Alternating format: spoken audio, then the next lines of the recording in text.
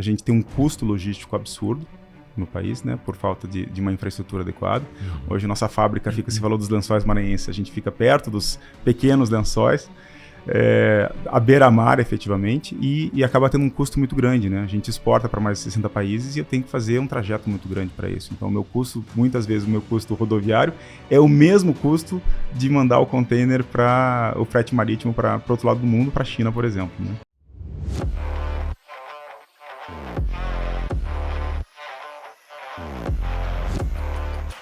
Olá pessoal, estamos em mais um episódio do Macfin Cash, onde está o dinheiro? E hoje temos um convidado ilustre, amigo de longa data, que veio nos prestigiar. Quem nós temos hoje aqui, Brendo? Hoje a gente está com o Alexandre Rara, CEO da Oceana Minerals e executivo com grande know-how em P&D, e veio direto de Brasília, né, Alexandre, visitar a gente aqui na Macfin. Perfeito, vim direto de Brasília e acabei de chegar de novo, né, na cidade, né, a minha cidade aqui. E agora estou estabelecido em Brasília, mas é um prazer estar aqui com vocês, né, para fazer esse diálogo, esse bate-papo e a gente trocar muita ideia aqui. Obrigado por ter aceitado o nosso convite. É sempre bom, né, que a gente tem essa questão do lançando aqui onde está o dinheiro, a grande pergunta, né? Mach de aceleração, né? Velocidade Mach 1 quebrando som, e Mach, finanças, mas a gente traz aqui, a gente fala muito a questão do zero ao topo, não só que tem aquele podcast que eu gosto muito, mas é dos 50 mil a 50 bilhões e trazer executivos, empresários e ter você aqui como CEO, né, amigo, né, e a gente ter essa oportunidade de falar um pouco. Mas a gente queria entender um pouco quem é o Alexandre. É um pouco importante a gente saber, assim, antes da gente entender do mercado, de negócios, de oportunidades dos 50 mil, 50 bilhões. E é interessante que quando a gente fala de bilhões, hoje, em termos de mercado mundial, falaremos de bilhões e bilhões de dólares, né? Bilhões e bilhões de dólares, com oportunidades mundiais, desde do mais simples até o mais sofisticado, com pós-doutorado, desde prestadores dos mais simples possíveis. Mas me conta um pouco quem é o Alexandre. Muito bem, vamos lá. É uma história longa já, né? Bom, vamos lá. Eu sou engenheiro de formação, né? Engenheiro de eletrônica e telecomunicações, e tive a oportunidade de completar minha graduação e fazer minha pós-graduação na França, então acabei investindo um tempo nessa formação, onde eu comecei efetivamente a trabalhar e depois voltei para o Brasil para desenvolver atividades de pesquisa e desenvolvimento. Então, dentro da minha área de tecnologia, atuei na França e voltei para o Brasil com uma dúvida, né? Como é que eu vou encontrar um ambiente de inovação aqui no Brasil? E acabei encontrando uma empresa de tecnologia na essência, a empresa Bematec, aqui de Curitiba mesmo. E entrei dentro da equipe de pesquisa e desenvolvimento mesmo e fui galgando alguns degraus até chegar a gerente de P&D e produto dentro da Bematec. Então, desde o meu retorno na França, passei por lá. Saí da Bematec, assumi uma posição também de desenvolvimento de tecnologia dentro da Whirlpool, né? Atuando em Joinville, São Paulo, Rio Claro. A Whirlpool é Brastemp, Brastemp, né? E Consul, Brastemp exatamente. e Consul. Né? A Whirlpool também tinha, na época, o controle da Embraco, né? Que é de compressores, né? E então a gente trabalhava próximo, mas meu foco era nos produtos de Brastemp e Consul. Trabalhei durante alguns anos lá dentro da equipe de desenvolvimento e de pesquisa também. Então, no início foi mais pesquisa, a gente ajudava os centros de pesquisa ao redor do mundo, né? Então, trabalhava muito com os centros de desenvolvimento ao redor do mundo, seja na Itália, na Índia, nos Estados Unidos, e para projetos globais, efetivamente. E a partir daí assumi uma posição executiva mais mais ampla dentro dessa área, justamente na parte de controles, para a linha branca, né? Então abrangia não só a atuação dentro de inovação, mas também de entrega de produto. E é aquela coisa, né? Uma coisa é você brincar de pesquisa, brincar, a gente fala entre aspas, né? Obviamente toda pesquisa tem que ter um resultado. Mas tem uma característica de risco inerente à inovação, com certeza, né? Obviamente. Mas tinha o outro lado também da implementação do produto. Que esse tem que chegar na prateleira e tem que chegar ao para a gente falar um pouco aqui no nosso público, o que tem dentro de uma linha branca? que tem dentro ali de uma linha branca de portfólio, os best-sellers, os mais vendidos. Linha branca é uma coisa que, assim, às vezes eu vou falar alguma coisa que o pessoal vai olhar aqui e vai arrepiar, né? Mas, assim, muita gente vê, assim, uma geladeira hoje como uma interface bacana, com uma conexão até de Wi-Fi, um fogão com um aparelho mais simplificado. Mas tem muita tecnologia. Agora, o suprassumo mesmo é lavanderia, né? A lavadora de roupa é a máquina de lavar roupa. É uma máquina que tem muita tecnologia. O equipamento mais inteligente ali da casa. Quase. Exatamente, é muito inteligente. Na verdade, o que a gente fazia de muita pesquisa na época, né? Toda a parte de load sensing, né? De entender qual que é a carga, qual que é o perfil de água, de nível de água, rotação, toda a programação ela pode ser feita de forma automática e você tem que sensoriar isso, né? Okay. Só que assim, sensoriar e colocar um monte de sensor é muito fácil. Só que como é que você entrega um produto desse, cost effective, dentro de uma linha que você tem milhões de produtos aí, né? Você tem que tentar enxugar. Então você comprova que é possível fazer e depois você vem tornando ela viável, essa tecnologia. Ver se o mercado vai aceitar toda e não essa só isso, a tecnologia você tem que diminuir, porque, de novo, sensoriar é muito fácil, mas como é que você pode usar os próprios atuadores para conseguir... E eu vejo a linha branca é algo que... Quando você está falando do público que vai adquirir lá no varejo, né? Você tem várias faixas de idade. Desde aquela pessoa que não entende nada de produto, que é a pessoa que está indo morar sozinha, né? Sai da casa dos pais e está comprando o seu primeiro. Desde aquela senhorinha que tá pegando consultoria com a avó, ou com a mãe, ou com a tia, qual que é boa. E a gente tem um comentário assim que eu achei muito bacana do presidente da Volks, que falou que uma das preocupações da Volks era não só a venda do carro como um ativo, como um bem durável, mas como que é fazer essa revenda e manutenção de baixo custo, de trazer qualidade no produto. E eu vejo na linha branca também essa preocupação, né, do durabilidade, demais. Quem vai dar a manutenção, se é o seu Antônio que vai lá, a revenda, que não é algo tão técnico. Quando você tem mais de 5.600 municípios no Brasil, como que você vai distribuir isso? Quem vai fazer a manutenção? O mercado de peça, reposição, durabilidade. Não ser sofisticado demais para um determinado nicho público, ter uma base de peças mais baratas. Então é um desafio. E acesso, né? Porque você tem que capilarizar isso aí e você tem aquela revenda, ou aquela assistência técnica que é autorizada, mas você tem aquele quebra-galho, faz tudo, que vai resolver isso aí também. Que é a maior base de assistência técnica da América Latina, né? É o seu Zé, né? E ele tem que sentir confiante. Juquinha. Então, assim, entregar isso aí, a gente tem que pensar nesses produtos também para manutenção, para serviceability, né? Então, assim, como que você faz o service, como que você faz a manutenção depois, seja dentro da garantia, seja depois da garantia. E assim, a transição de uma empresa para outra foi muito significativa, porque saindo de um B2B para uma empresa de marca muito forte, como a Brastemp e Consul, você tem marca na veia, né? E os volumes são muito grandes, né? Mesmo a nível de Brasil, são milhões e milhões. Acho que toda casa tem que rodar com uma geladeira, com um fogão, com micro-ondas. Entra na linha branca, ar-condicionado também. Ar-condicionado é mais optante, dependendo mas da região norte e nordeste, acho que quase toda casa ainda, boa parte, nem toda casa, depende. É legal, né? A minha casa hoje aqui em Curitiba, ela tem uma lareira, porque tem que ter, né? É uma chácara, então eu preciso de lareira lá. E a gente realmente usa muita lenha, mas ar-condicionado a gente não tem. Mas eu moro em Brasília, morei em Rio Claro, assim, cara, tem que ter, não adianta, né? E aqui em Brasília, aqui em Curitiba, o ar-condicionado tem que ter a função de aquecimento. Nas outras regiões. Senão não faz sentido, né? Por que eu vou fazer uma temperatura média de 30, 32, que chega até 40, 43, eu vou ter aquecimento. Mas assim, e como foi você sair? A primeira empresa lá era uma empresa... Como que é você ter essa experiência na França, outro país, chegar aqui com expectativas e não, na tua jornada não é um pouco de choque cultural, sobre expectativas e adaptações. Poxa, lá eu falava com... eu era um engenheiro mundial, lá era a classe mundial, aqui eu lido com uma empresa de dono, com expectativas de dono, e a Bematec ela atendia muito o pequeno comércio, né? E ela tá ainda presente aí com impressoras térmicas, caixas registradoras.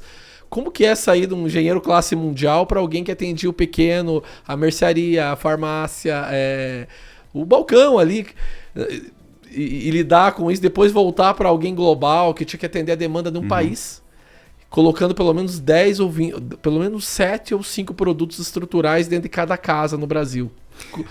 Numa jornada de muitos altos e baixos, assim? Vamos tentar separar um pouquinho aí em capítulos, né? Eu consegui ir para a França depois de ter feito ter atuado em algumas empresas já, então porque eu fiz um curso técnico aqui no Cefet também em Curitiba, então isso... você é técnico e graduado em eletrônica? E engenheiro em eletrônica e telecomunicações. Opa! E lá fora, meu mestrado foi em sistema de tempo real. Né? A gente não vai entrar na tecnicidade aí, mas enfim, é tudo que é precursor de IoT que permite a gente sensoriar e equipar pequenos instrumentos de forma mais inteligente. Você consegue receber respostas, né, do equipamento em tempo real. Basicamente exatamente isso. Tá? E, bom, quando eu fui para a França, eu encontrei um mercado super segmentado. Lá não existe engenharia elétrica, como eu fiz aqui no Brasil e como eu tinha o conceito de engenharia elétrica. Lá existe engenharia elétrica para tal indústria em tal segmento. Perfeito. E eu fui atuar primeiramente na indústria automotiva. Então tinha colegas ali de engenharia que eram super específicos, que fizeram escolas de engenharia com ênfase na indústria automotiva, mas com, por exemplo, sistema de propulsão, ou controle motor, perfeito, ou habitáculo, alguma coisa assim. Então era uma especialização efetivamente. É como se fosse uma medicina e as especialidades dentro da medicina, assim, né? Então esse foi o primeiro choque. O segundo choque é que lá estava muito consolidado já, fazia anos já, os níveis de faculdade, como as Ivy Leagues e a Ivy League dos Estados Unidos, que assim, define como que você tem tiers diferentes de, vamos dizer, pedigrees, né? Então, assim, dependendo da escola que você sai, dependendo da faculdade que você sai, você recebe já um salário diferenciado, né? E, então, esse foi outra realidade. Mas, na prática, o que acontecia? Foi muito interessante chegar lá e já dominar uma outra língua, né? Já chegar lá com o inglês fluente, já chegar com o francês dominado e ter uma disponibilidade naquela época, obviamente, recém-formado aí, uma disponibilidade de tempo e energia absurda, assim, né? Uma vontade de aprender muito grande. Então, existia um campo de tecnologia, voltando ao teu ponto, né, dessa transição dos altos e baixos aí, muita tecnologia, né, centros de desenvolvimento mundial globais das empresas, principalmente francesas, mas também das alemãs, que a gente tinha contato, estavam ali a poucas horas de distância, né, e isso cria um ambiente muito favorável, né, então... para eles é algo muito natural, mas para a gente chegando de uma realidade brasileira, né, num ambiente onde você tem muita massa crítica, realmente é muito instigante. E aí, cortando para o plano final, assim, dessa minha estada lá, eu fiquei mais ou menos 3 anos e pouco dentro da França. E quando eu voltei para cá, o meu grande intuito era voltar para cá, para constituir família e tudo mais. Casei no ano que eu vim para cá. E aí, a dúvida era, como que eu vou aplicar isso que eu gostei tanto, que é esse ambiente inovador, essa tecnologia, desenvolvimento de tecnologia, que indústrias que a gente tem aqui e tudo mais. Bom, me inscrevi em alguns sites, aí fui chamado para trabalhar na Bematec. Meses depois apareceu um concurso da Petrobras e eu fiz o curso, acabei passando, né, saiu o resultado depois. E já estava no primeiro para o segundo ano ali da Bematec, indo muito bem, gostando bastante e tudo mais. Um ambiente muito bacana. E aí veio o resultado do concurso da Petrobras para eu trabalhar com informática lá dentro da Petrobras. Tinha que ficar no Rio de Janeiro, não sei quanto tempo e tudo mais. E aí eu fui me assessorar, consultar com algumas pessoas que me falaram, poxa, vamos ver, você está indo super bem, está indo tão bem aqui. Pensa bem o que você quer fazer, qual que é a tua trajetória alvo aí, o que você está buscando. E foi a melhor decisão ficar ali, porque realmente ali eu consegui desenvolver uma carreira dentro de pesquisa, dentro de desenvolvimento e conhecer esse ambiente de inovação dentro da Bematec. Isso também me qualificou para fazer os próximos passos, que foi, eu não concluí, mas enfim, eu passei pela Whirlpool e depois fui para Kimberly-Clark. Né? Mas essa já era a terceira empresa no país. No Brasil, pós-retorno da França. Isso, onde eu fui responsável por P&D ali mesmo. Kimberly-Clark nossa, gente, é descartável, né? Então é marca pura assim mesmo. Eu lembro uma vez que a gente se falou, Alexandre. Aí você falou, André, você sabe do mercado de não tecidos? Aí eu falo assim, peraí. Aí assim, passou uns 5 minutos, Branda, ele me deu uma aula de não tecidos. Tecidos, não tecidos. TNT. Não sei o que é não, ele me. Pelo termo técnico. Aí eu falo assim, eu vou te dar uma aula de. Sim. Aí assim. Mas, falando em Kimberly-Clark, o que são não tecidos? Vamos lá. Que foi a melhor explicação que eu recebi, assim, numa chamada de alguém de Explique para mim, então, porque o André já sabe agora. Então vamos lá. Na verdade, assim, sempre que você pensa em Kimberly-Clark, você tem que pensar nas grandes marcas, né? Você tem que pensar no Kleenex, você tem que pensar na Huggies, você tem que pensar em Íntimos, por exemplo, que são marcas da Kimberly-Clark. Mas vamos pensar em absorventes, em fraldas, vamos pensar em lenços. E você tem que trabalhar com tecidos que não vêm de fibras trançadas, que são desenvolvidos através de, por exemplo, celulose. Né? A grande base é a celulose. Aí, né? Então, quando a gente fala de TNT, basicamente é isso, é tecido não tecido, né? E que a gente usa para fazer uma cobertura de uma mesa, alguma coisa assim. Certo. Mas ele tem muita aplicação e um papel super importante. Né? Então, tem muita engenharia por trás disso, e a engenharia é aplicada na construção ou na deposição dessas fibras, de uma certa forma, que você consiga dar a função estrutural, da função de separação, qual que é o fluxo do fluido que você está retendo ali para que ele não volte e tudo mais. Então tem muita tecnologia nesses tecidos não tecidos. Assim. Esse é o grande barato. E aí, obviamente, tem o recheio, né? O que você coloca lá realmente para absorver, gel que você coloca para reter esse fluido e tudo mais. Então é uma indústria que é papel toalha, bem interessante. Que mais tem de produto que está ali? O papel toalha são os lenços, seja Kleenex, lenços umedecidos, da Huggies, por exemplo. Isso a gente está falando das marcas da Kimberly-Clark, né? As próprias fraldas descartáveis aí também. E que mais que tem? E qual que é a importância que a Kimberly-Clark ou a própria Whirlpool dá para a estrutura de centro de P&D? Isso é pilar fundamental ali na estratégia deles ou não é algo que eles desenvolvem no Brasil para se manter competitivo no mercado? Ou você vê isso muito lá fora acontecer como Não, isso pilar? acontece demais. As empresas são empresas multinacionais e assim, está no DNA delas já investimento em P&D. Perfeito. Né? Não tem como uma empresa dessa se manter à frente se não tiver como transformar a inovação em claim de marketing. São empresas focadas em consumo final, em como você atrai um cliente, o que atrai o olhar de um cliente numa gôndola de um supermercado, de uma farmácia, para você comprar algo, né? Principalmente quando eu fui para Kimberly-Clark, a gente viu muito isso. Você tem que ter uma inovação que sustente um claim de marketing, efetivamente, né? Então, esse é o trabalho constante. E é um trabalho bem diferente de tecnologia como na Whirlpool, por exemplo, né? É um trabalho para fugir um pouco da comoditização ali dos produtos também, Total. né? Assim, hoje o mercado ele está muito estruturado em marcas, digamos, de mainstream, que ocupam um grande espaço em prateleiras, que tem volume e tudo mais, preço mais baixo, e as marcas mais premium mesmo, né? Então, assim, essa premiumização, ela só acontece quando você consegue colocar algumas características específicas, seja de material, ou seja, funcionais, que você consegue trazer uma agreferência de valor percebida pelo cliente. Né? Então, é isso que você comunica na gôndola. Né? Eu vejo isso como um diferencial e quando a gente fala aqui do McFin do zero ao topo, né? Dos 50 mil ou 50 bilhões, R$1.000, eu acho que isso também vale até para o pequeno empreendedor. Exato. É muito difícil, existe aquela ilusão e é muito bacana que você ter a visão de mercado global, ter essa questão de China. Vou trazer esse produto da China, tá? Mas assim, pena que toda a internet ficou sabendo, todo mundo ficou sabendo, todo mundo fez a mesma coisa e você não tem diferencial nenhum. Você vai querer brigar em preço ou em distribuição. Então, acho que aquela pequena diferenciação, acho que passa desde a construção de uma embalagem, tudo.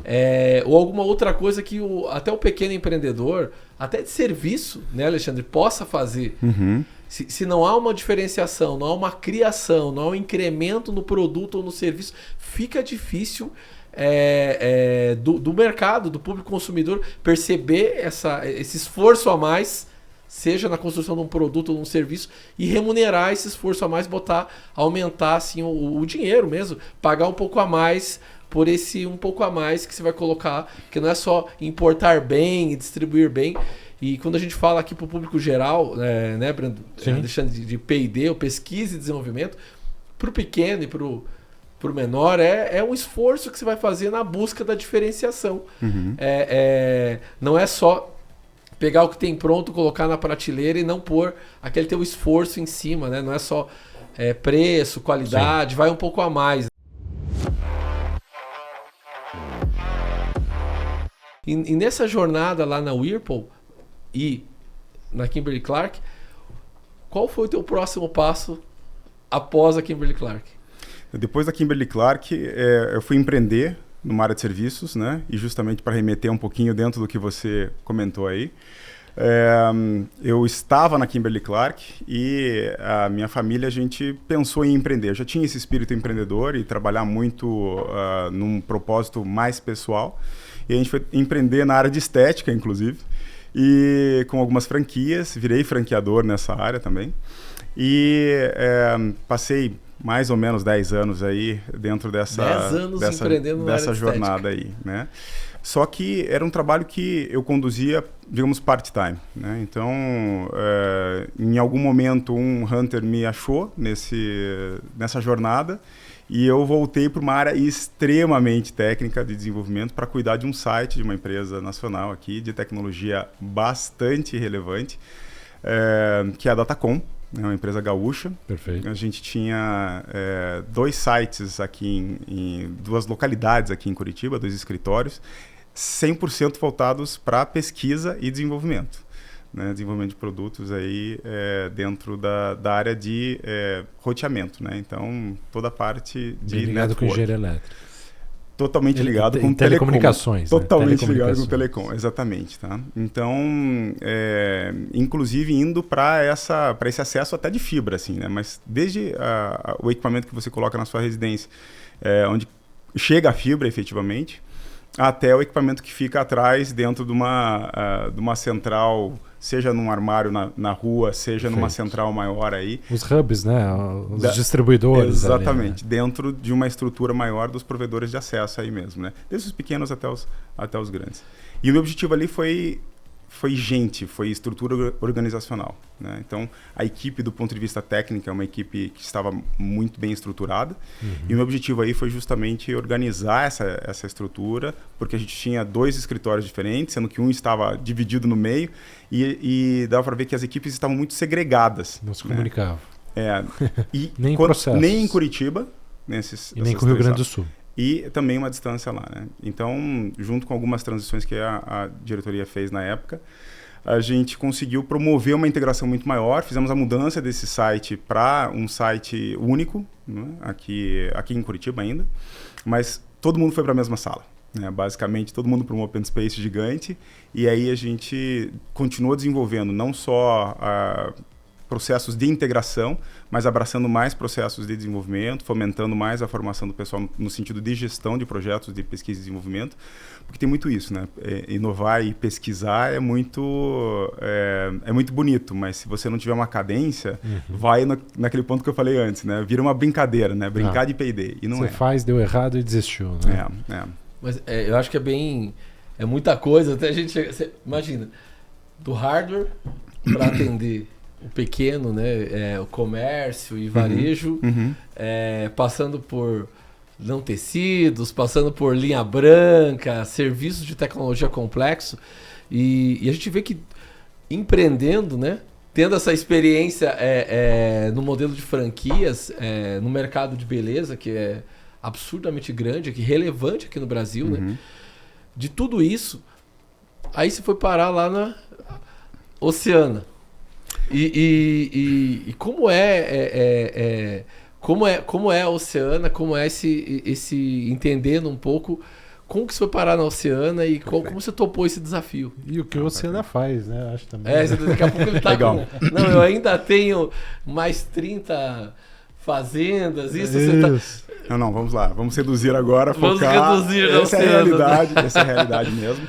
É o meu foco total. É um projeto muito bonito, é um projeto que vocês vão aprender um pouquinho mais aí sobre a Oceana. Eu estou aprendendo sobre esse mercado todos os dias. Legal. E ele é gratificante demais porque a gente realmente não cessa de enxergar oportunidades de aplicação e tudo mais.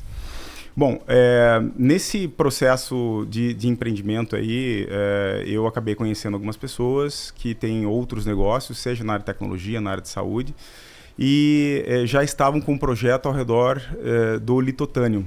Né? O litotânio é um calcário, que é uma alga que a gente tem jazidas em alguns lugares do mundo, né? E felizmente a gente tem as maiores e melhores aqui no Brasil. Que bom. E eles conheceram esse projeto faz mais de 5 anos e eu voltei a trabalhar, ou fui trabalhar com eles para desenvolvimento de projetos. Então, assim, eu já tinha essa bagagem de tecnologia, uma bagagem de gestão de pessoas, uma bagagem mais próxima de produto e negócios, e vim desenvolver e atuar mais próximo de desenvolvimento de negócios, efetivamente, né? Então, com esse desenvolvimento de negócios, eu estava qualificando mais de uma dezena de projetos deles que estavam em andamento, em fases diferentes, todas iniciais, mas em fases diferentes.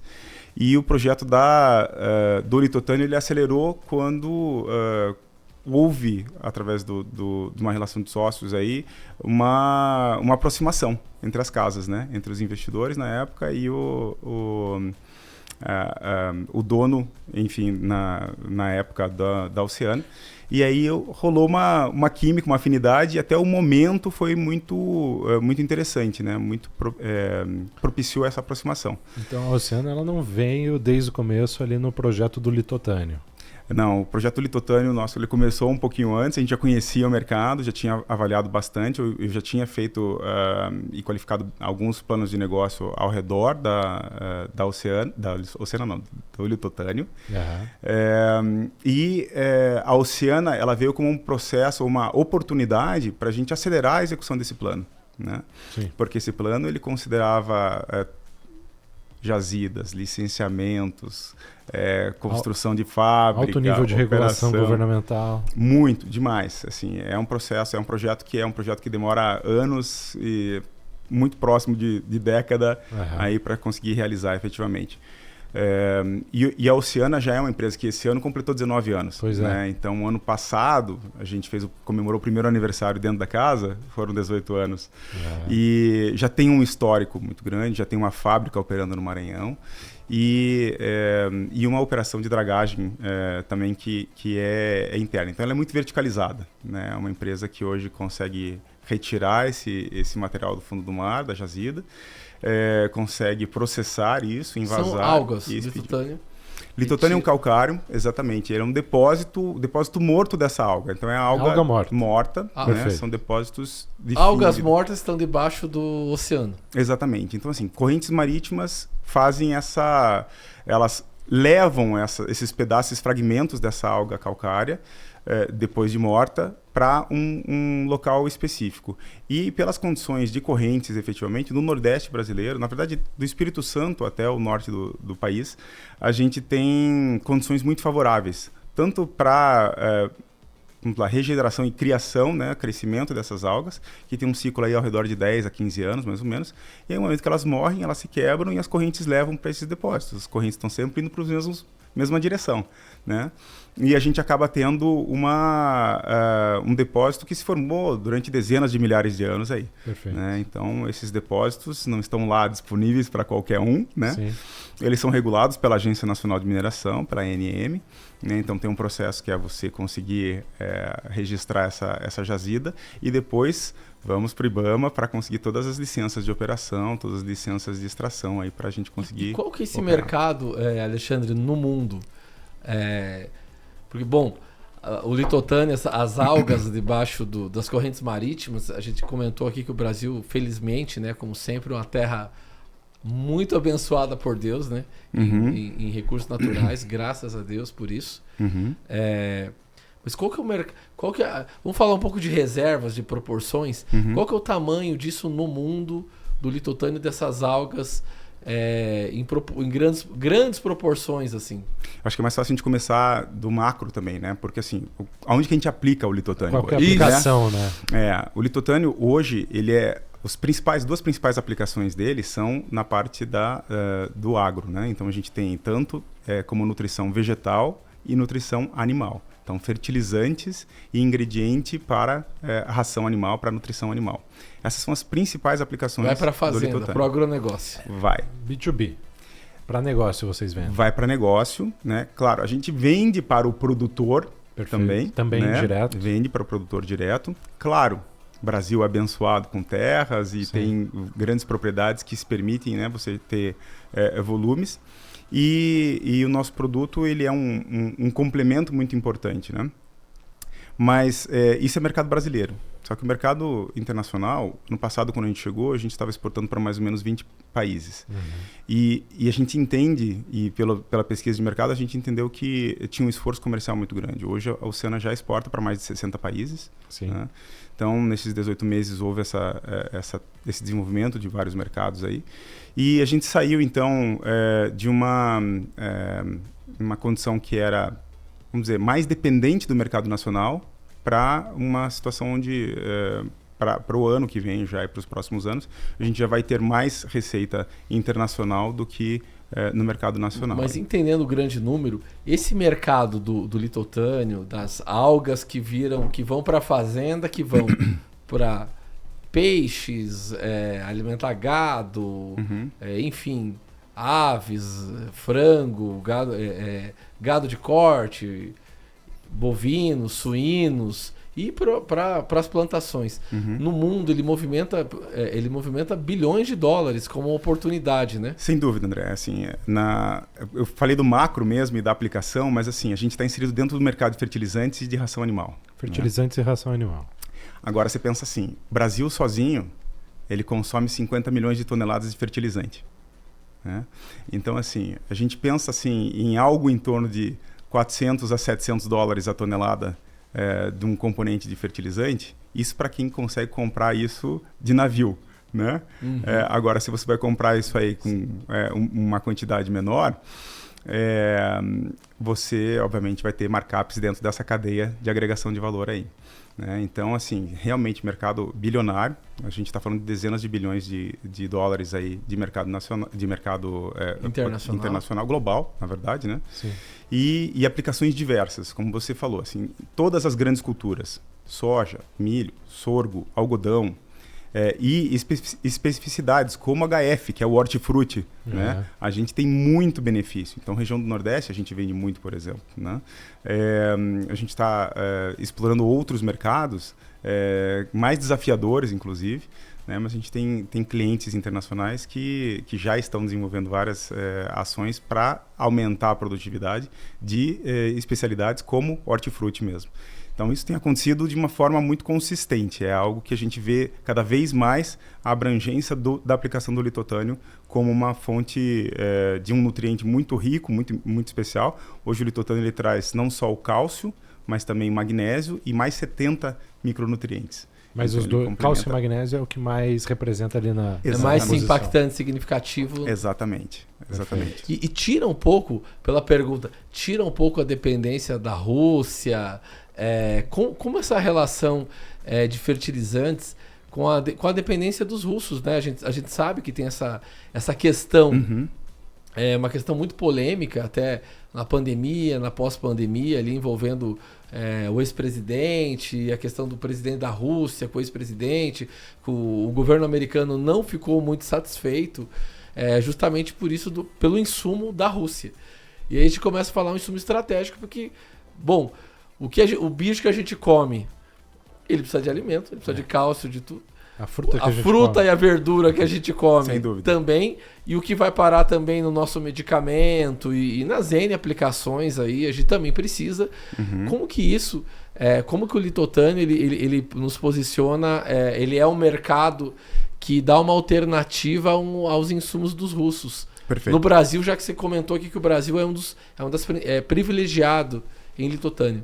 Exato, ótimo. Bom, primeiro, assim, hoje, quando a gente fala de fertilizantes, principalmente, a gente está falando basicamente ou principalmente de NPK, né, de nitrogênio, fósforo e potássio. Perfeito. Né? E aí a gente tem basicamente que importar isso aí. Né? Então, não tem muita saída. Grande parte das origens aí a gente tem, seja Rússia e Ucrânia, também temos na Ásia, Canadá também. Né? Então, assim, existem fontes que estão fora do país. Né? Não adianta. Importação é algo... É a saída. Não adianta.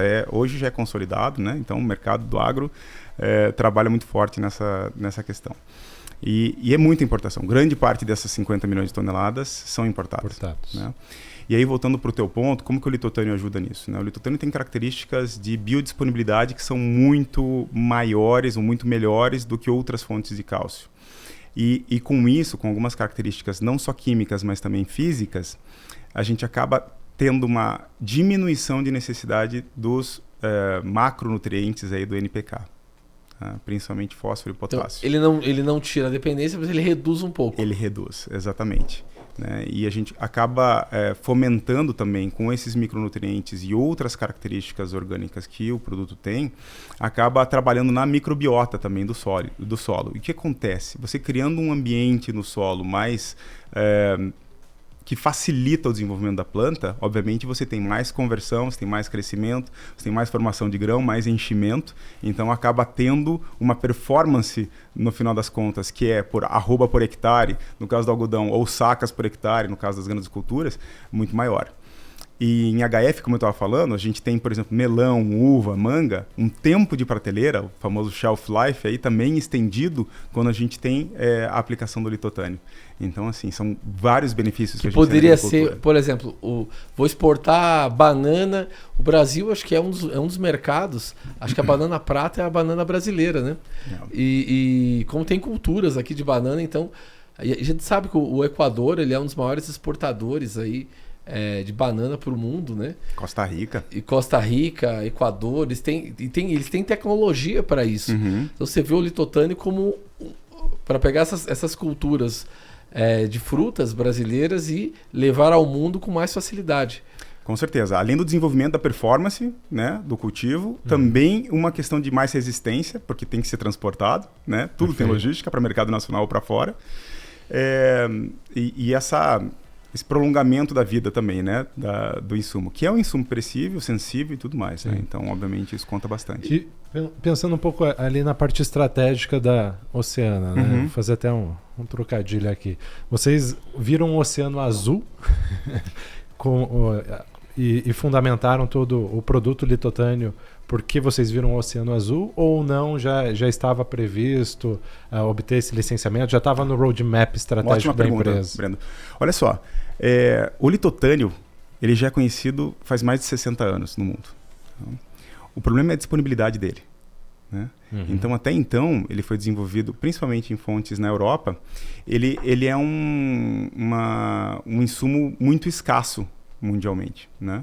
Até que a gente começou a explorar isso no Brasil. Né? Então, realmente, são as maiores e melhores fontes aqui, as melhores jazidas aqui no Brasil. Mas a gente acaba tendo um outro lado também, que é conseguir trazer, já que esse é um mercado que não foi tão desenvolvido, não é tão conhecido, é trazer essa realidade para o mercado em termos de aplicação. Perfeito. Então tem muita gente que não conhece hoje o que é o litotânio e quais os benefícios dele. Né? Então, essa é uma das grandes missões. E esse é um grande desafio, porque você desenvolver um mercado, por mais que a gente já tenha estudos consolidados, práticas consolidadas, 60 anos de história global trabalhando e atuando em performance, seja no agro, seja na pecuária, a gente ainda tem muitos mercados que desconhecem essa aplicação e os benefícios. Eu vejo isso muito como... A gente estava no FinClass 2024, Brendo, é isso? Acho que é 24. FinDay, não é FinClass, FinDay, do Primo Rico. E aí tinha a palestra do Paulo Guedes, ex-ministro da Economia, e acho que pelo Thiago Nigro entrevistando ele, e lá ele traz essa demanda e a aposta dele no Brasil como grande potência verde das próximas décadas. Uhum. E nesse viés de grande potência verde, pegando esse viés do Paulo Guedes, a gente fica imaginando o quanto esse nosso Brasil poderia explorar melhor os seus recursos naturais. Que a gente fala, tem todo um mercado absurdo do fitotânico para ser explorado, cadeia de fornecedores, produtos. Mas como você vê isso, a gente sendo uma potência, essa terra abençoada por Deus, por que a gente não é ainda? Por que a gente não consegue ser?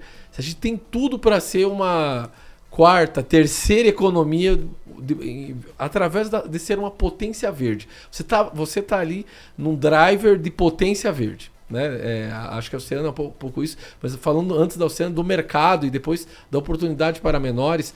Mas o que acontece nesse Brasil? Por que não tem 500 oceanas em diferentes áreas de potência verde, além do fitotânico?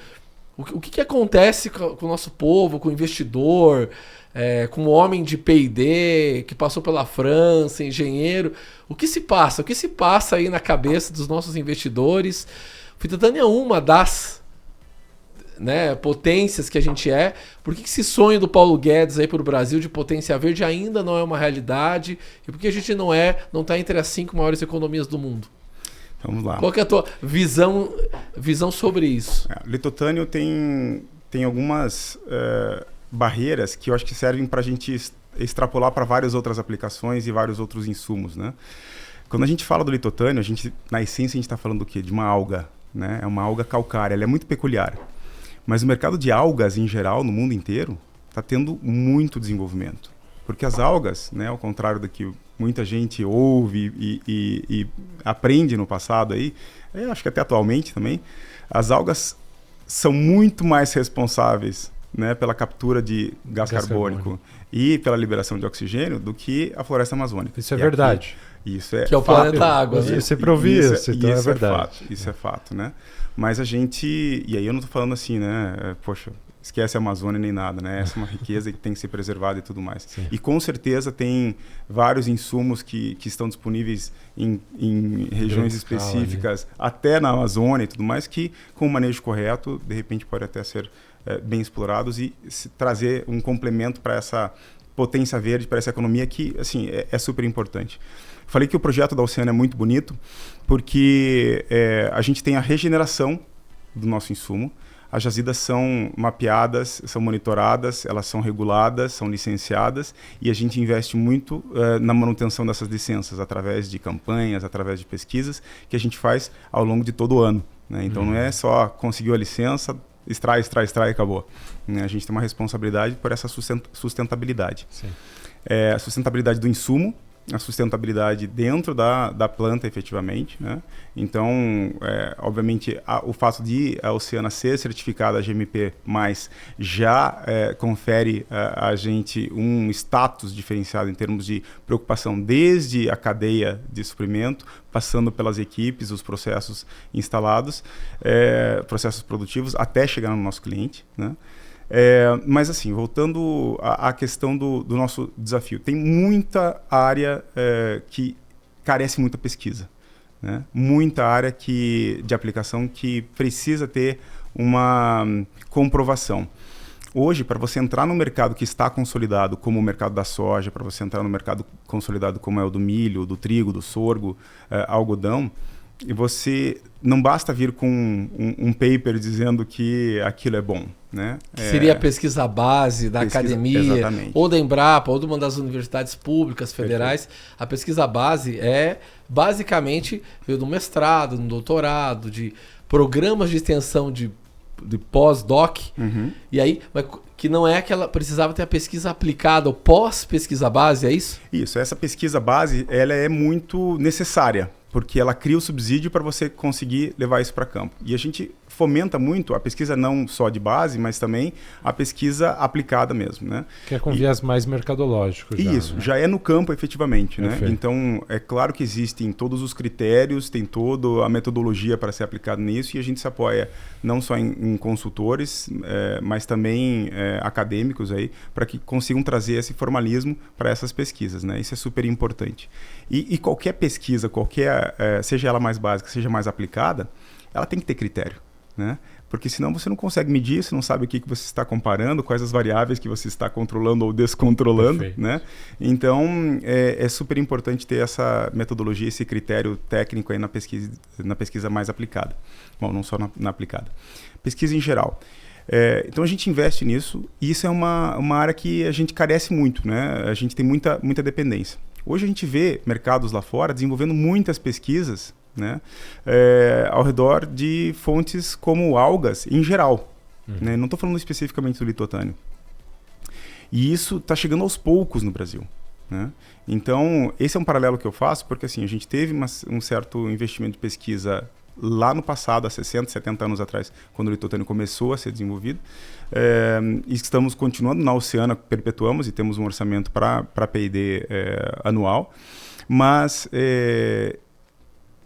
a gente não faz... Uma andorinha só não faz verão, né? Perfeito. A gente precisa criar uma massa crítica, efetivamente. Então, assim, fazer essa conexão dessa aplicação com a carência de informações para que a gente consiga entregar para o mercado todos esses benefícios, a gente... Claro que defende o litotânio porque a gente conhece ele e a gente tem todas as provas internamente. Mas sou eu falando do meu produto. É importante que o mercado entenda que esse produto é um produto consolidado já.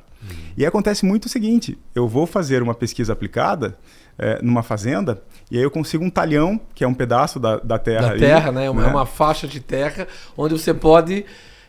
se divertir e brincar, né? Ali você pode fazer vários testes. Não, né? a gente não brinca tanto assim.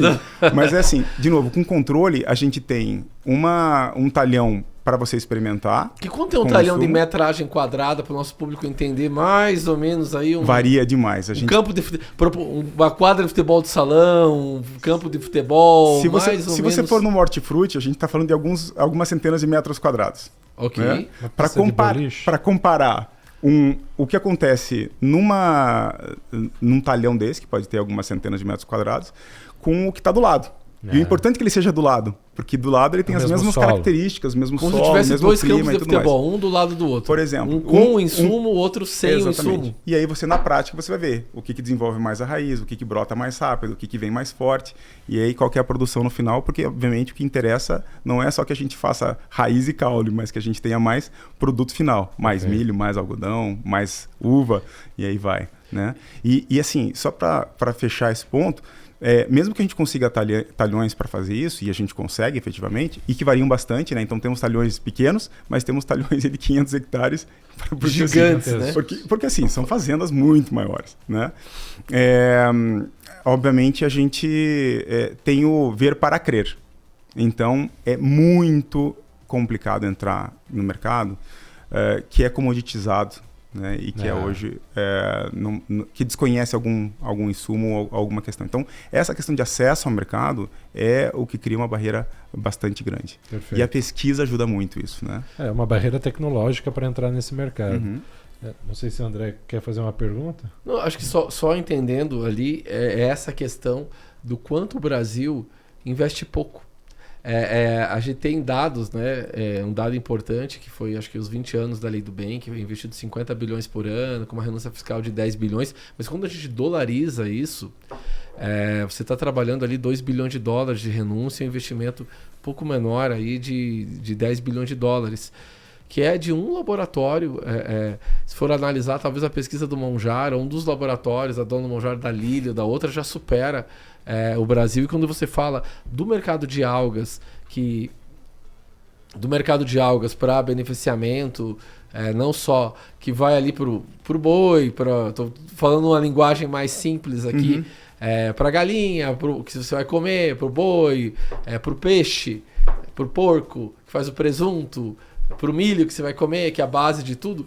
A gente está falando do mercado, às vezes, que ele vai ultrapassar no mundo 20 a 30 bilhões de dólares por ano, que seriam aí 150 bilhões de reais, que em comparação é um Bolsa Família no ano do Brasil. Uhum. E o Brasil poderia... É absurdo os números a gente trazer. Então, basicamente, o tamanho do mercado de algas para insumo animal, ele é pelo menos, mais ou menos, assim, não vamos colocar aqui em dados exatos, mas ele tem uma proporção de grandeza do orçamento de um Bolsa Família.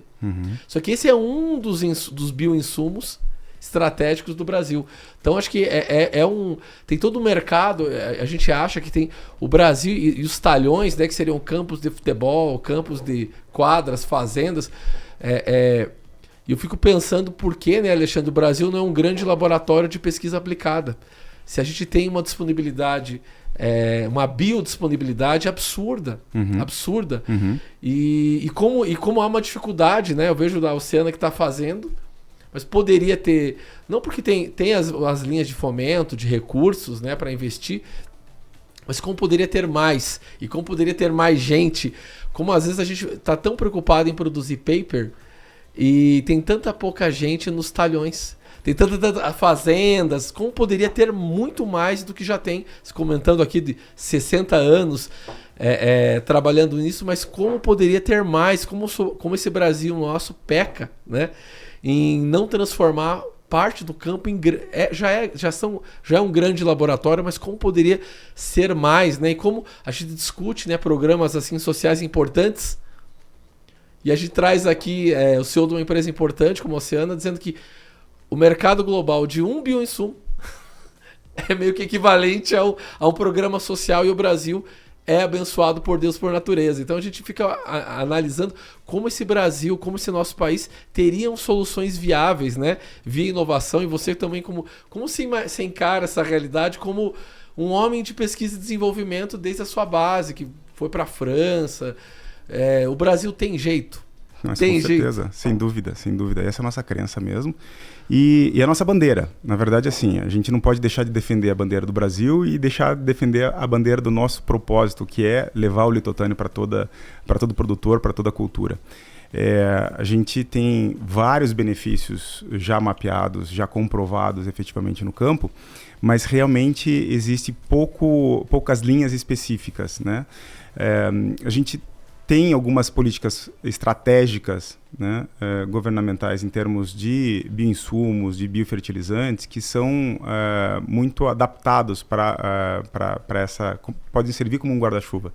Mas existe uma desconexão muito grande ainda entre o que é produzido na academia e o que é produzido no campo, efetivamente, né? É a realidade nua e crua da empresa, né? Exato, né? E assim, a gente sabe que a gente tem uma função acadêmica super importante, né? Mas dentro dessas realidades lá fora, dessas vivências e experiências lá fora, o que a gente percebe muito é que existe uma conexão muito maior entre a indústria, vamos dizer, não só a indústria, mas enfim, o campo, né, e a academia. Existe uma aproximação muito maior. Né? Então, é claro que existem políticas públicas fomentando pesquisas bases papers e mestrados e doutorados e pós-docs, isso conta muito para as universidades, mas a gente devia pensar melhor em como fazer a conexão entre essa política, que eu acho que tem grandes acertos, né, e a questão da conexão com a geração de riqueza, né, porque no final das contas é isso, o país tem que gerar riqueza, e ele gera riqueza, diversificação e diferenciação através de inovação e comprovação de resultados. E Alexandre, uma pergunta, por exemplo, vou dar um exemplo aqui. Se eu sou um empresário, que eu estou com uma empresa ali de 30, 40 milhões, crescendo ano a ano, estou indo bem, né? Mas eu não tenho nenhuma tese tecnológica, né? Ou seja, não tenho um chamariz tecnológico bem desenvolvido. Você acha que, mesmo com esse crescimento, eu posso ficar tranquilo? Ou não, eu estou fadado ao fracasso em 5 ou 10 anos? Essa outra pergunta eu achei que ia ser mais difícil de responder, mas graças a Deus, ela é muito, para mim, é muito clara, assim.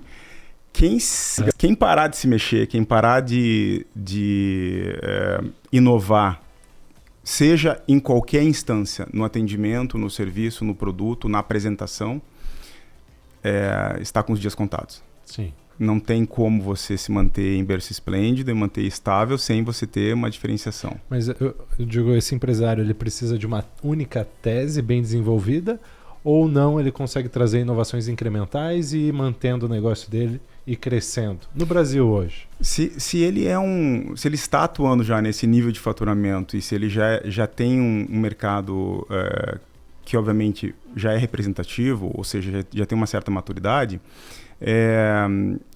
tem que entender quais os vieses que são possíveis. Eu acredito muito que o incremental ele é importante, porque o incremental ele é o que vai garantir você manter as suas margens saudáveis, mas para garantir uma diferenciação e depende da aspiração estratégica, você precisa fomentar um caminho disruptivo, né? Porque o mundo é muito dinâmico, obviamente, né? Então, isso não pertence à tua geração, Brendo, mas à minha, por exemplo, é muito fácil. A gente passou... não tinha computador pessoal, quer dizer, não tinha acesso a computador pessoal como a gente tem hoje, não tinha acesso à internet, não tinha internet, não tinha celular. E as mudanças acontecem muito rapidamente, né? Então, assim, eu me considero um cara de tecnologia, uma pessoa de tecnologia, atualizado, mas, assim, nos últimos anos tem sido impressionante o esforço que a gente tem que fazer para se manter minimamente atualizado. E, assim, claramente, depois da revolução da IA ainda, que está acontecendo, mas já é uma realidade, a gente A gente tem vários exemplos de que ficar parado não é uma saída, não é uma estratégia viável, né? Então, eu acredito muito nisso. Acho que você não pode deixar de inovar, paulatinamente, incrementalmente, Perfeito. mas você também tem que buscar uma rota tecnológica bem definida. Uma rota para buscar a diferenciação. Perfeito. Aproveitando, Alexandre, a gente vê muita questão da massa crítica. Explorar um bioinsumo como o litotânio e o seu contexto e tudo mais que representa, como vários bioinsumos, a gente está tratando, esse é um, né? E é legal trazer o caso da Oceana, que uma super pesquisa que gerou todo um negócio que está na mesa da gente. Todo mundo gosta de comer o seu franguinho, a proteína, o presunto, alface, salada. Então é um super bioinsumo que está na mesa da gente, está no supermercado, está na gôndola, né? Uhum. Mas como você vê essa questão da massa crítica em ciência? Sente que falta, sente que está adequado, sente que tem atores ou agentes ali que poderiam estar complementando, estar fazendo um outro papel, ou não tem o estímulo, ou é uma questão de mentalidade, esse estímulo existe, os mecanismos estão aí, mas o brasileiro não tem a mentalidade de querer empreender em ciência. Como que você vê isso? É super interessante essa pergunta porque, assim, o Brasil está vivendo o que outros países desenvolvidos já vivem há décadas aí, né? Que é uma falta de mão de obra especializada, né? E a gente tem que pensar para a academia, a gente tem que pensar para a conexão da academia com a indústria e a responsabilidade da indústria, efetivamente, para aplicar isso aí e cada vez mais investir nessa diferenciação e em inovação. Então, com certeza, o que a gente precisa pensar é num aspecto bem amplo. É uma equação muito complexa. E, obviamente, isso não parte de uma iniciativa privada isolada, né? É todo um ecossistema que tem que ser criado. Existem vários arranjos, né, no Brasil que já vêm amadurecendo nas últimas décadas aí, que a gente enxerga efetivamente muita movimentação nesse sentido, né? De criar um ambiente de inovação, de criar centros de pesquisa. A gente tem a Embrapa aí há décadas atuando muito fortemente, sim, com protagonismo e realmente entregando muita tecnologia.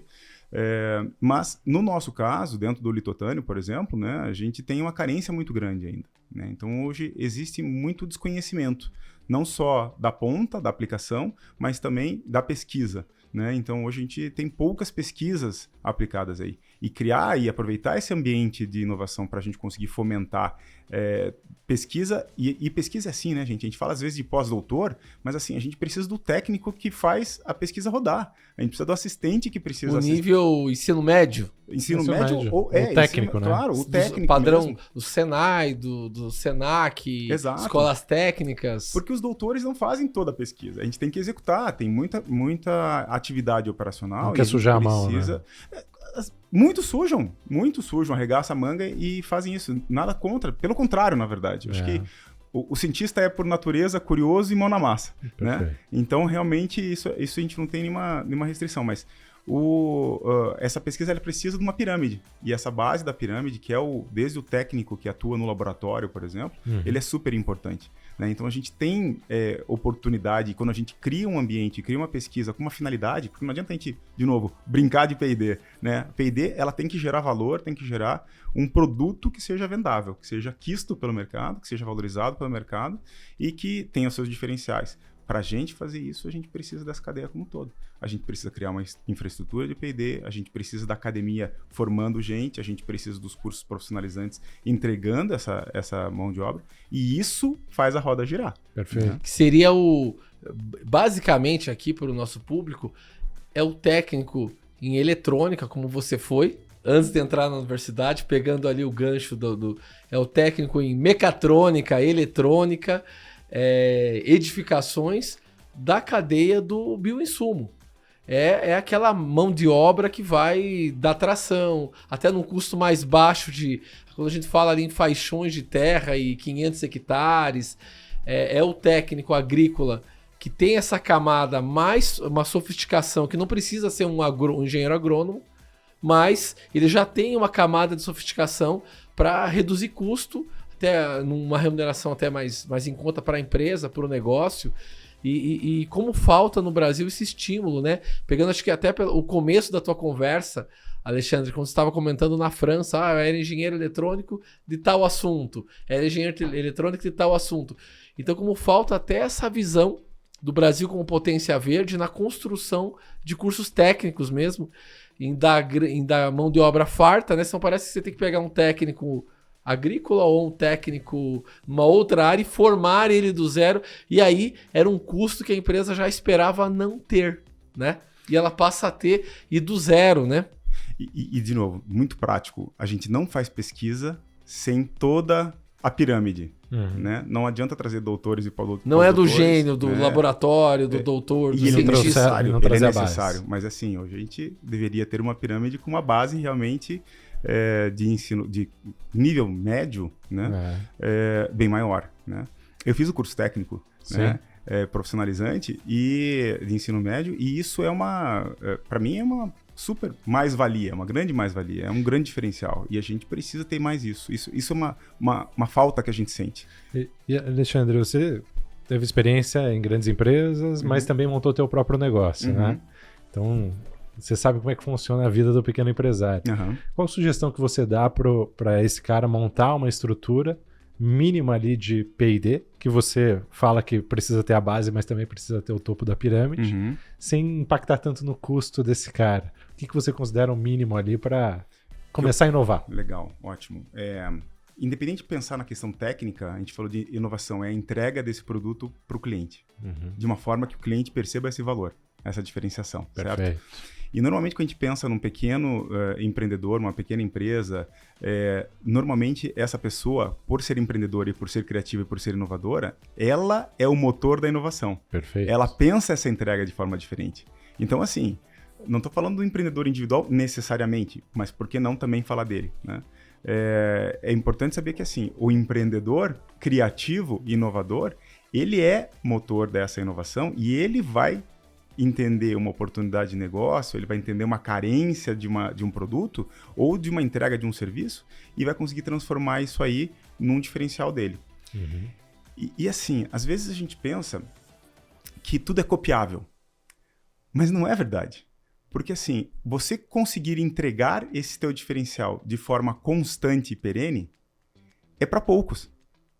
Então você pode criar uma diferenciação, mas manter essa percepção de diferenciação no mercado, ela não é algo que é irrisório ou que vem de graça. Você precisa ter muita atenção com isso, né? Então, aí não basta só fazer a criação, não basta só fazer a inovação, mas você tem que ter gestão também. Perfeito. E tem uma visão, você que tem uma experiência de Europa, e aí a formação em técnicos é tão relevante, né? Você pega os grandes países da Europa, nem a maioria da população tem um nível superior, né?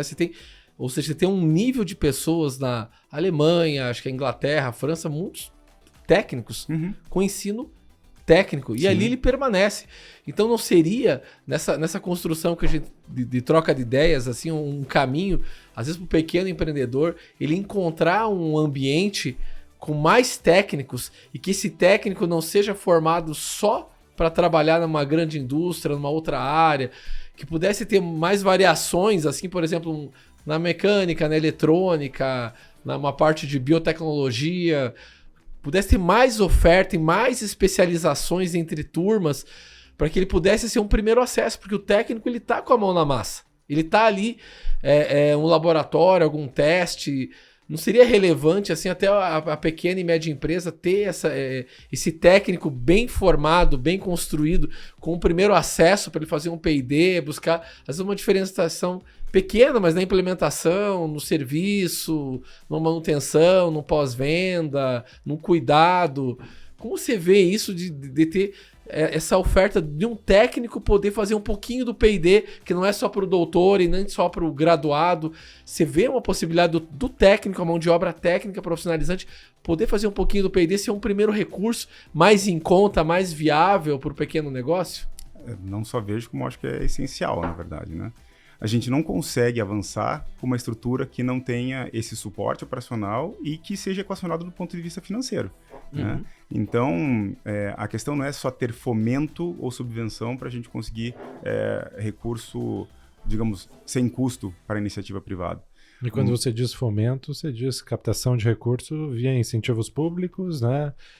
E subvenção é o dinheiro de graça que o governo concede para executar esses projetos. É o que a gente chamava no passado de fundo perdido, né?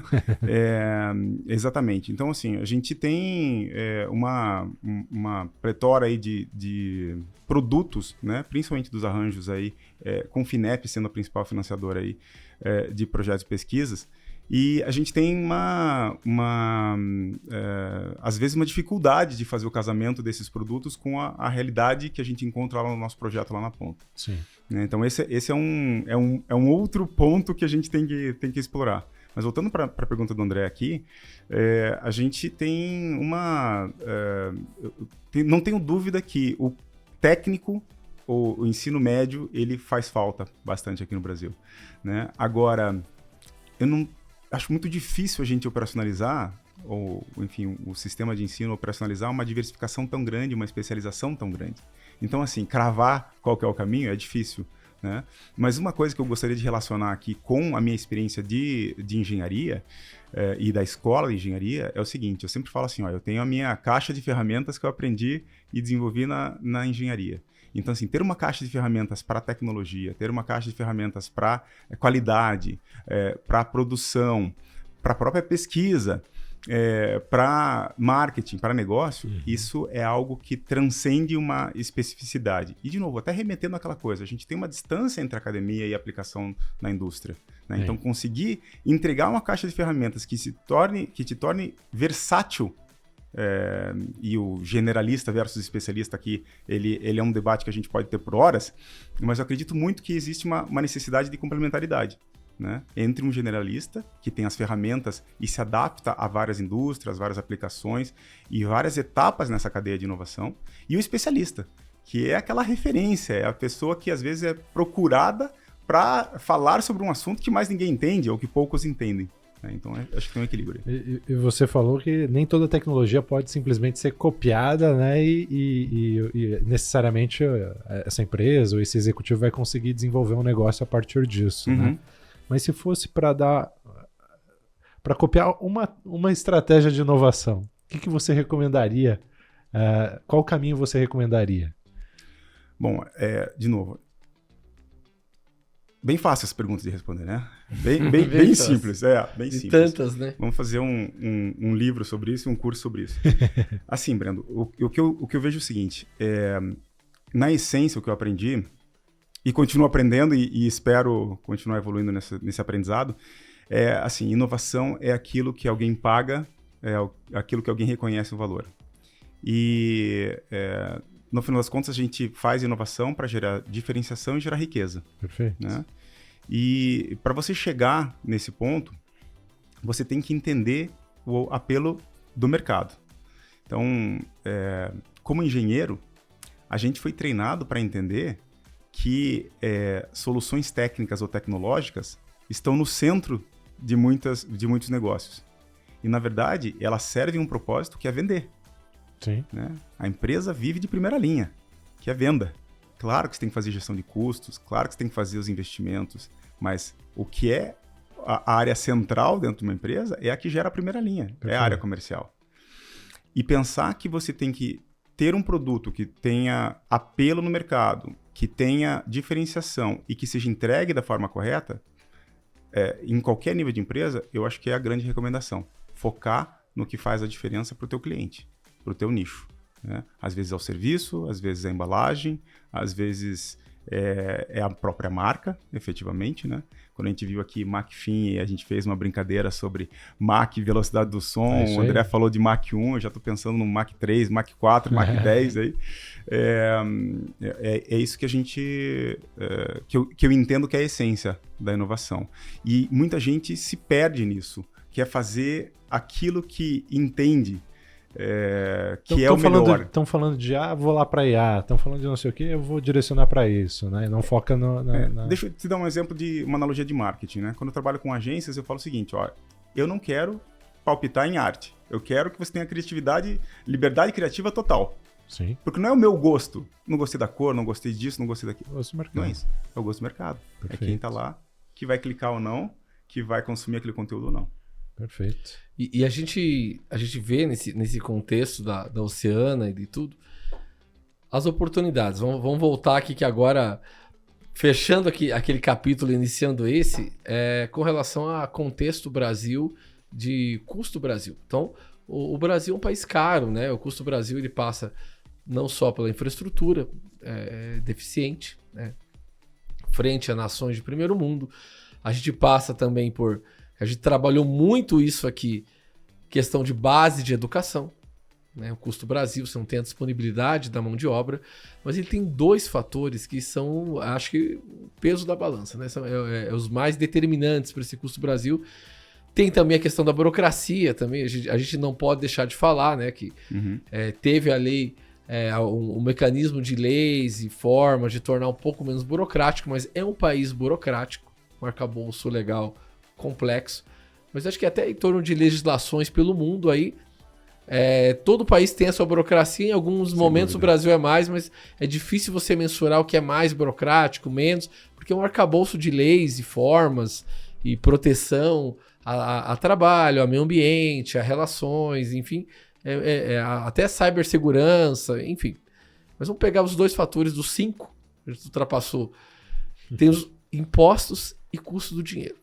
Uma das maiores taxas de juros do mundo.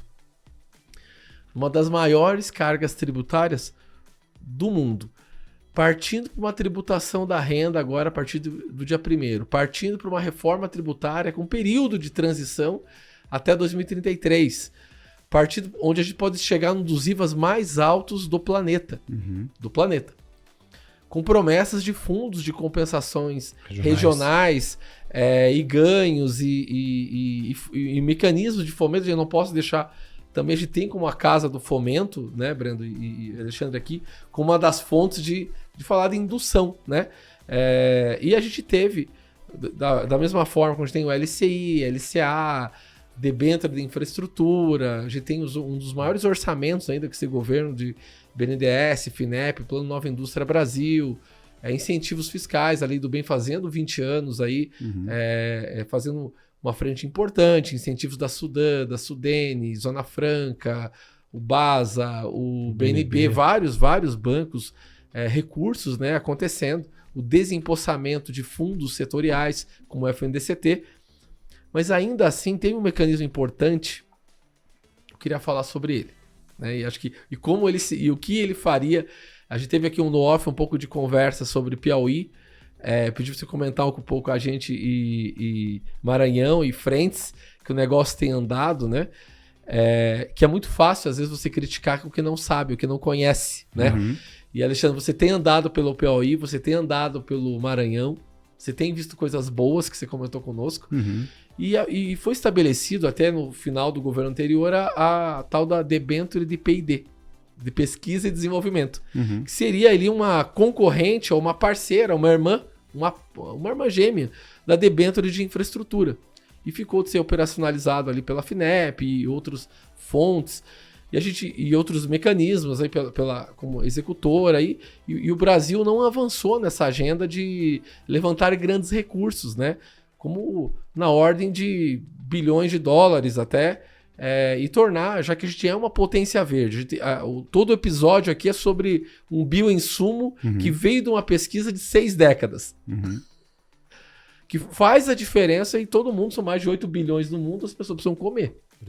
Né? Claro. As pessoas está comendo animal, todo mundo precisa comer, uma força vital, né? Ninguém vive do sol, a gente precisa comer. É um super bioinsumo que está nessa cadeia de segurança alimentar, a gente tem mecanismos, é uma das maiores potências verdes do planeta, com uma disponibilidade.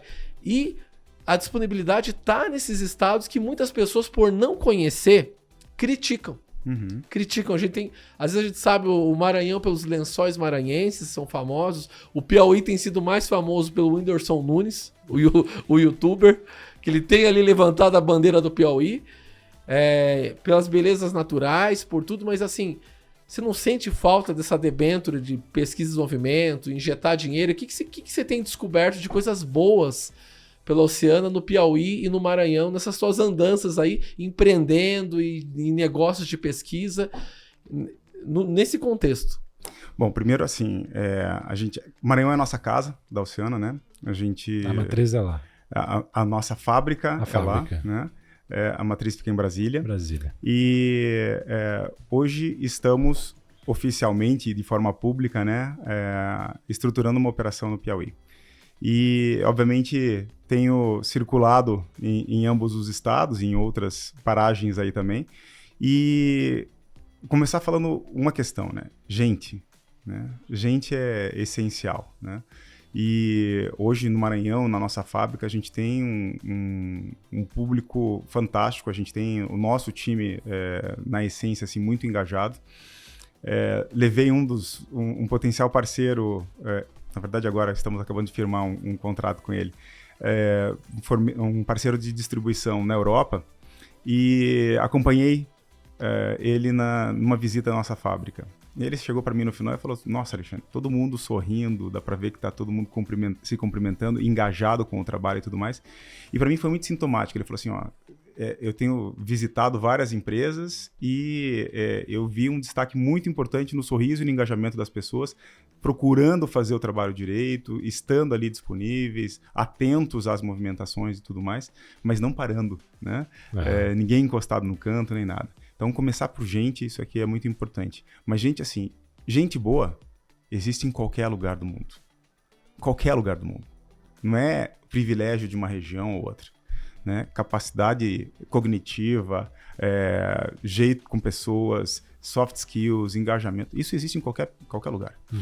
E isso é uma descoberta mesmo, né? A gente precisa realizar que isso não é o ambiente necessariamente que molda isso aí. Se você der condições, obviamente você tem material humano muito bom em todo lugar. Criar um ambiente favorável para isso depende da indústria de oportunizar emprego, mas depende de a gente dar formação também. Então, sim, obviamente, a gente precisa formação, a gente precisa formação continuada, os sistemas que dão apoio e formação técnica, seja pontual, seja mais de longo prazo, tem que funcionar bem. E eu tenho visto que essa movimentação tem acontecido muito fortemente. Piauí, por exemplo, é um estado que tem me chamado muita atenção nesse sentido, tem trazido grandes feitos, mudanças estruturais em termos de academia, de universidades, em termos de infraestrutura logística, muito forte. A gente vai voltar a falar um pouquinho de logística, porque esse é um grande desafio, efetivamente, mas mudanças muito grandes que estão acontecendo, né, no estado.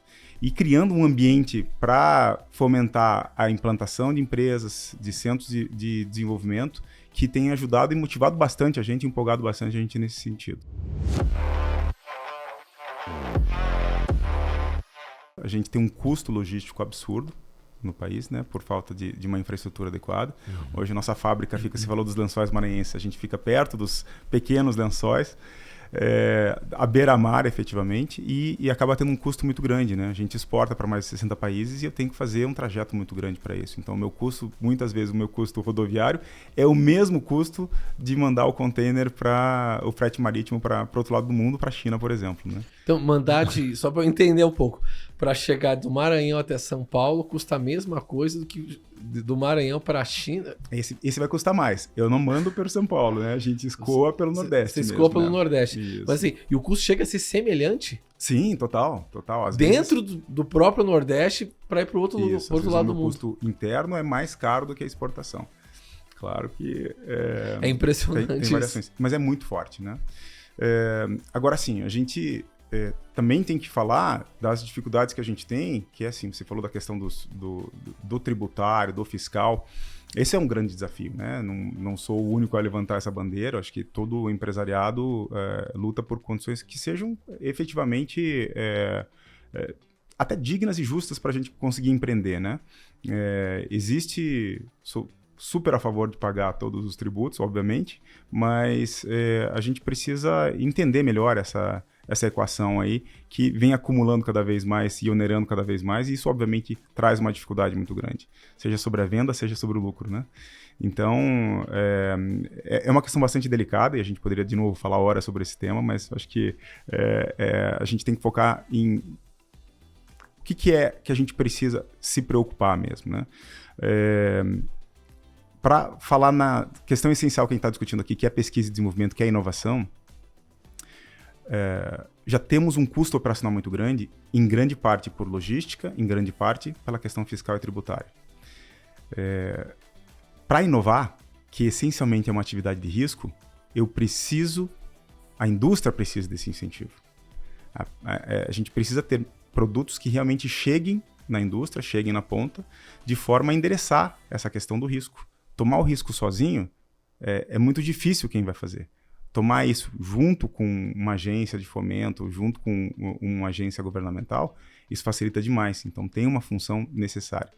E aproximar esse ecossistema para entender o que é estratégico para a empresa, né? Claro que petróleo e gás é importante, claro que nanotecnologia é importante, mas tem algumas ondas que a gente deixou de poder... Perdeu o trem, perdeu o momento, né? Sim. Agora, voltando na questão da potência verde e bioinsumos, o Brasil tem um potencial gigantesco e inexplorado. Claro que tem muita coisa sendo feita, mas ainda tem muita coisa por fazer. E estamos atrasados. E essa área, sim, você tem que ter o recurso, e tem que ter o recurso perto. E o Brasil tem. Não vou falar só do litotânio, né? Mas a gente tem quantas espécies aí, animais e vegetais que estão sendo descobertos agora, jazidas de minérios e elementos aí que podem ser explorados. Isso pensando mais em elementos básicos, assim. E carregar essa bandeira dessa cultura verde, do bioinsumo, da economia verde, efetivamente, é algo que o Brasil está muito bem posicionado. E é engraçado, né? A gente fica naquela questão, quando eu estava lá fazendo meu ensino fundamental, a gente fala, não, o Brasil é o país do futuro, o Brasil é o país do futuro, o Brasil é o país do futuro. E hoje a gente já tem muito mais dados para dizer que, assim, a gente não tem só condições, a gente tem as jazidas, a gente tem os elementos para conseguir transformar isso, com muito trabalho, obviamente, em diferencial. Perfeito. Né? Extrair e entregar esse produto. Mas é um arranjo complexo, né? Voltando na questão das debêntures, por exemplo, de P&D, ou da debênture de P&D. Que acabou não se operacionalizando. Foi todo o instrumento. E teve uma live, Alexandre, no YouTube, né? A gente acompanhou, como um grande marco. E tudo sendo praticamente operacionalizado, e é o instrumento. Mas assim, ali, você vê ali, e a gente fala desses estados com todo carinho, no Piauí, no Maranhão, porque às vezes acabam sendo até alvos de crítica, decorrência à proporção, eles têm sido alvo de críticas, às vezes no Sul e no Sudeste e no Centro-Oeste, por questão de proporção do Bolsa Família. É óbvio que a população quer trabalhar com ciência, é óbvio que ele quer ter... É óbvio que a mãe quer ver o seu filho trabalhar num produto que é exportado para o mundo inteiro. É óbvio que essas economias querem receber esses recursos em grande quantidade, de maneira fácil e ser um ator importante, transformar esses estados em atores importantes da cadeia alimentar global, né? Mas assim, mas tem que ter mais do que boa vontade, as coisas têm que acontecer e rápido, e esse dinheiro tem que chegar na ponta em volumes grandes, né? E você tem sentido essa dificuldade? Há um instrumento, há o desenho, o governo quer, todo mundo quer, as famílias querem, o trabalhador quer, mas algo acontece no meio do caminho que o mundo precisa. A questão de segurança alimentar, são mais de 8 bilhões de pessoas que precisam comer todo dia. Absolutamente. No Brasil, mais de 200 milhões de pessoas. O que acontece? Você acha que vai, a gente faz aquela brincadeira, acaba fundo e não vai, assim? O que você vê, assim? Quais são os entraves? André, você só faz pergunta fácil. É difícil, aqui, a gente cara? Desculpa, mas a gente tem que... Porque assim, a gente torce tanto pelo Brasil, a gente é tão verde e amarelo, assim, a gente vê que é muito fácil aquele dedo que aponta e critica. E você tá vivendo a realidade, assim, de uma gente que quer fazer o melhor.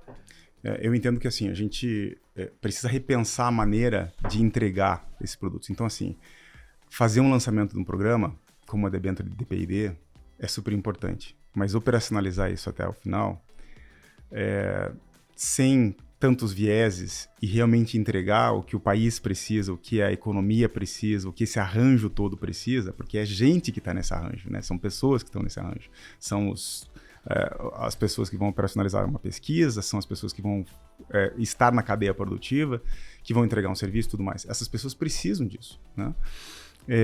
Mas a gente precisa voltar um pouquinho e falar assim, a gente tem... Nossa, me perdi agora. Fique tranquilo. Total. Escapou, assim, sabe? Quando eu senti que tava saindo pela tangente, assim. É que a pergunta do André foi fácil, né? Deixa eu voltar aqui. Tava falando um pouquinho falando um pouquinho da dificuldade, Alexandre, da dificuldade se a gente tem um mecanismo, por que esse dinheiro não chega na ponta? Rápido e fácil. Quais são os entraves? O que você imagina que se Trava todo mundo isso. desenhou, se o Estado precisa, se há um foco de críticas até infundadas, o que acontece que o Brasilzão não consegue fazer chegar rápido e fácil na ponta e fazer virar esse jogo? De novo, uma pergunta super fácil, né? Só para variar um pouquinho aqui, assim. Então, assim, a gente vai resolver todos os problemas. Pelo menos duas coisas que você vê, que você percebe. Agenda, sem clichê nem nada, tem que ser Agenda Brasil, né? A agenda tem que ser para entregar essa riqueza. E o que eu quero dizer com isso? Tem muito viés e muito interesse que acaba travando isso aí. Então, houve um lançamento, mas ele não foi entregue. Perfeito. Né? O produto não chegou a ficar disponível, né? E aí, existem algumas nuances. Uma vez que o produto existe, vou dar um exemplo de um edital que a gente teve uma proposta aprovada recentemente aqui agora, e criou uma expectativa não só do mercado, mas interna, né? Então, a gente teve esse edital aprovado, essa proposta aprovada, e aí a gente sabia que a partir da aprovação dessa proposta, que era justamente a criação de um centro de pesquisa e desenvolvimento e inovação, que haveria um arranjo BNDES e FINEP para fomentar ou para financiar esse centro de pesquisa. E financiamento é importante, né? Taxas de juros competitivas, né? Hoje em dia a gente tem esse arranjo muito complicado aqui no Brasil, mas o BNDES consegue entregar alguns produtos interessantes.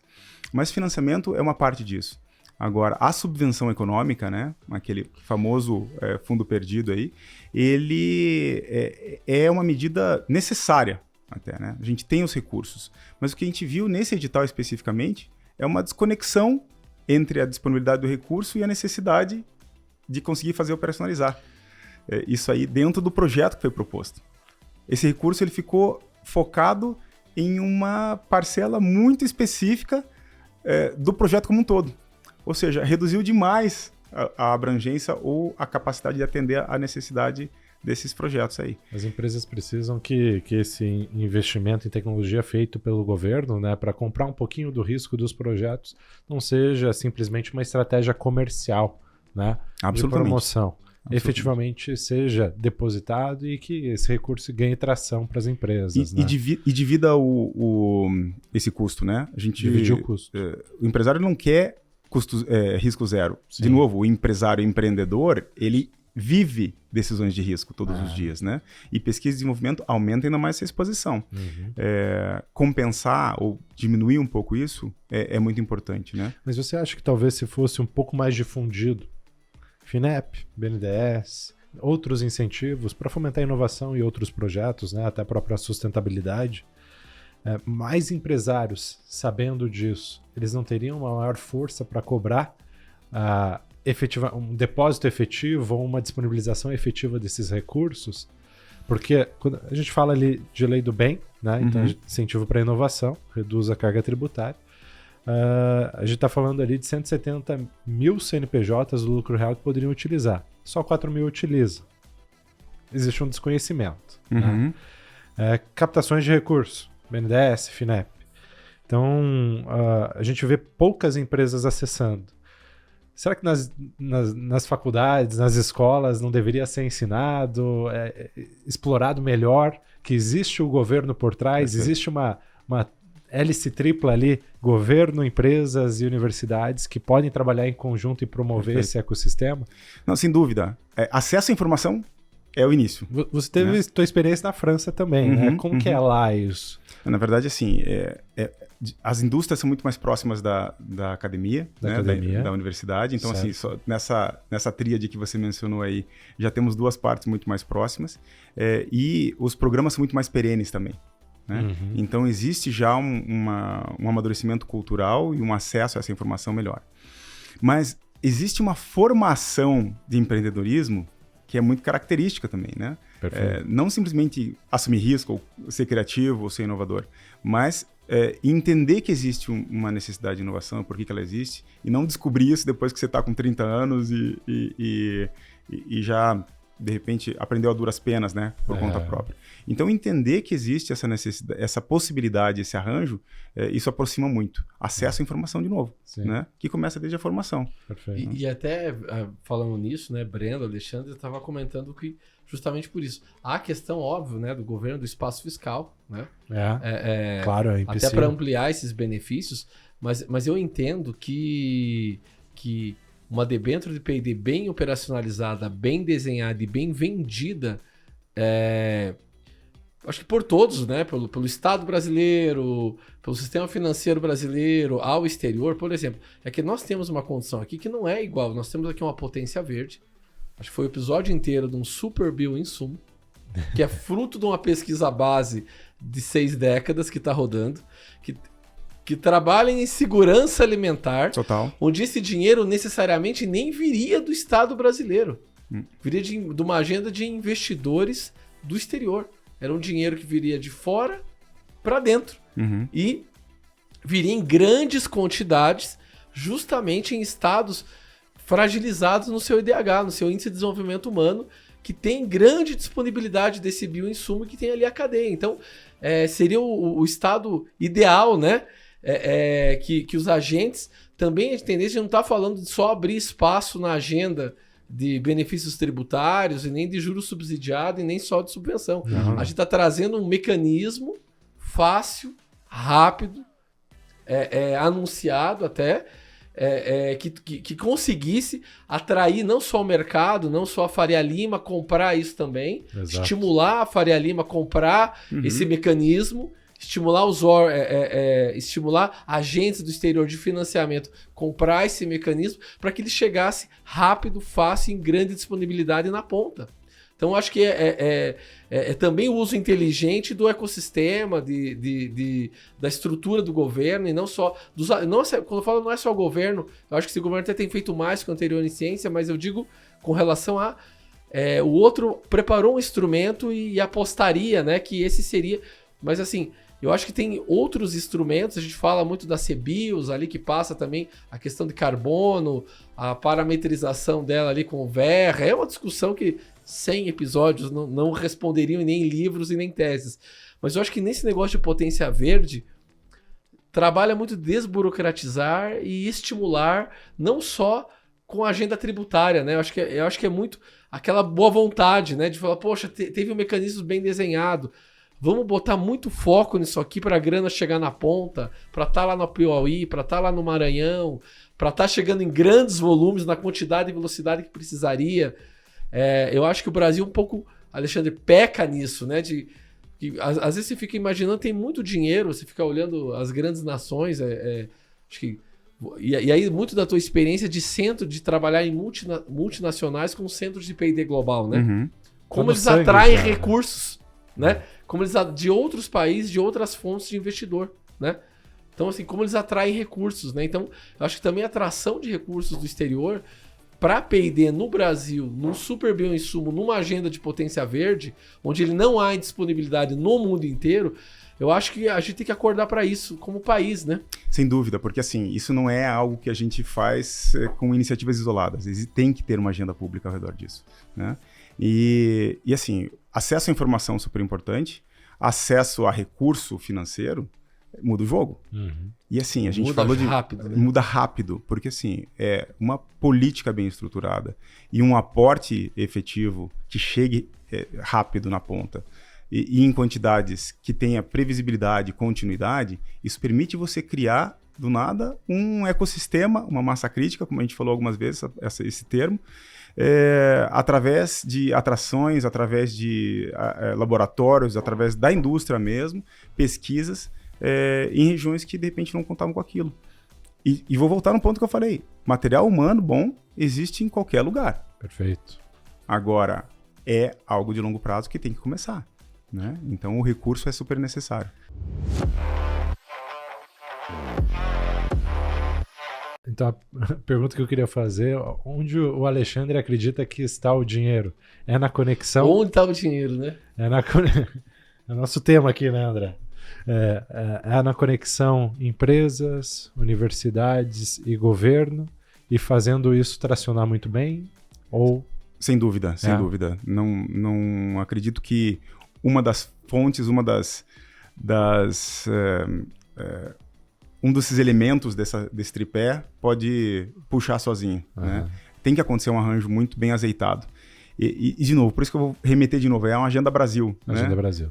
Porque a gente se perde às vezes, todo mundo quer... Muitas vezes eu vejo assim, as várias partes querendo atingir o mesmo resultado, mas disputando sobre como vai chegar lá, né? Qual caminho tomar e tudo mais. E isso atrapalha demais. Então, ter facilitação nessa interlocução, ter associações, ter realmente uma condução que facilite a gente convergir, que realmente entenda como que o empresariado hoje sofre e com o que ele sofre nessas dificuldades de receber esse recurso ou de participar dessas agendas ou transformar ou ajudá-las ajudar a transformá-las em agendas mais efetivas. Esse é um papel que o empresariado precisa assumir e quer assumir, né? Tem que ser ouvido, tem que ser envolvido. Isso traz responsabilidade para cada parte. Perfeito. Né? Porque ninguém quer simplesmente receber algo pronto. A gente entende que é a responsabilidade de todas as partes de trazer os seus pontos de vista. E entendo que a universidade, obviamente, vai trazer o dela. Ela tem uma vocação, tem uma necessidade de fomentar estado da arte, pesquisa base, fazer e criar doutores e pós-doutores que estejam sempre se desafiando e desafiando o status quo e o estado da arte. Mas o empresariado precisa que isso aqui chegue da forma correta.